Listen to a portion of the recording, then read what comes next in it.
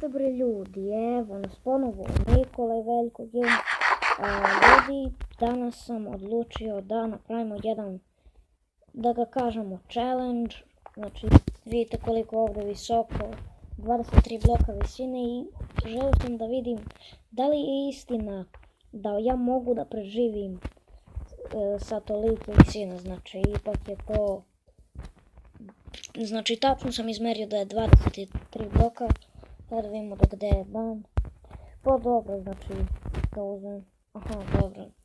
Maksimalno su butkice. Znači, evo da se uverite, nemam ništa na sebe.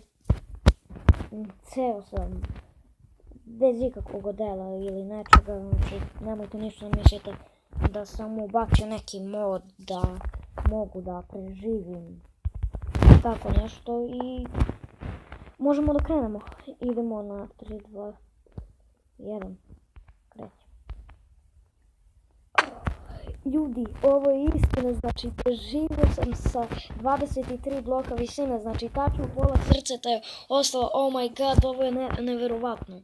Znači, svi su mi rekli, drugari, totalno svi su rekli da može da se preživi, eto, oni su me naterali i da snimim ovaj klip, znači, pozdrav za Mihajla i Vladimira Trajkovića i Luku Markovića.